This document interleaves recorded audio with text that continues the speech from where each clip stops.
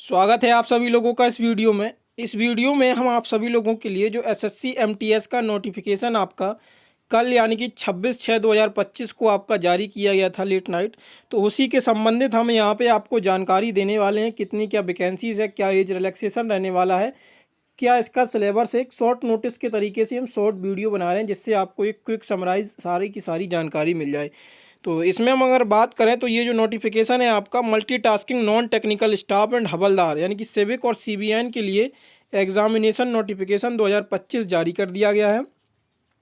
आपके जो online application भरे जाएंगे वो 26/6/2025 से 24/7/2025 यानी कि कल से ही आपके एप्लीकेशन स्टार्ट हो गए हैं और 24/7/2025 यानी कि 24 जुलाई 2025 तक भरे जाएंगे। Last time receipt application fees ये आपका पेमेंट जो है 25/7 तक एक्सेप्ट रहेगा और करेक्शन के लिए विंडो आपका 29 से 31/7 तक खोला जाएगा।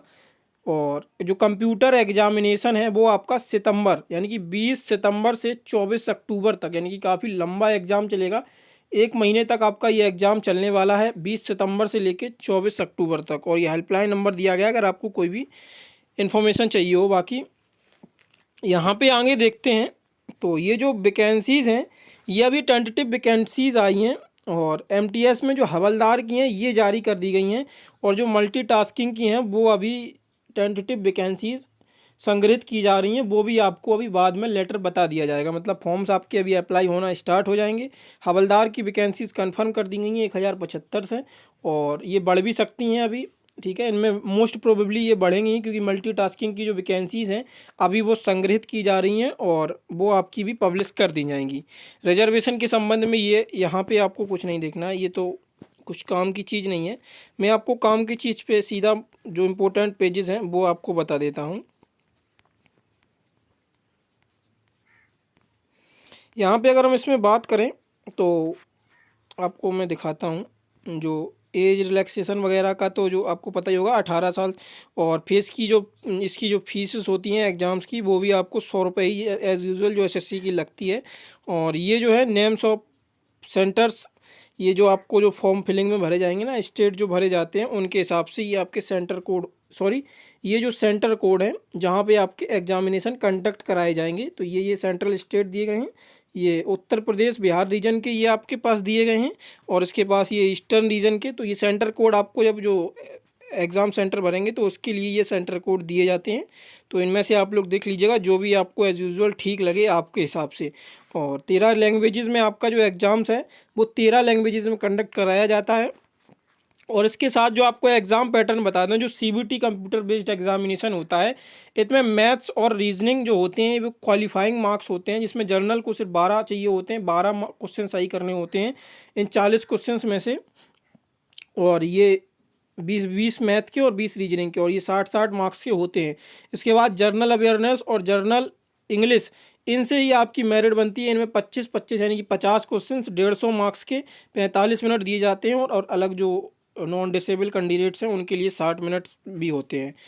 तो ये आपका पैटर्न रहने वाला है। और जो आपका सीबीटी 2 है ना, उसमें जो इंग्लिश वाला सेक्शन है, जो सेक्शन 2 है वो आपका इंपॉर्टेंट होता है, उसी से कट ऑफ आपका बनता है। और ये आपका न्यूमेरिकल एबिलिटी का सिलेबस, रीजनिंग जनरल अवेयरनेस का दिया गया है, इंग्लिश का सिलेबस ये आपका दिया गया है। वहीं फिजिकल स्टैंडर्ड टेस्ट की बात कर लें, जो हवलदार के लिए होता है आपका फिजिकल स्टैंडर्ड टेस्ट, वॉकिंग होती है आपकी 1600 मीटर किसने 15 मिनट में, और फीमेल की है 1 किलोमीटर कितने 20 मिनट में।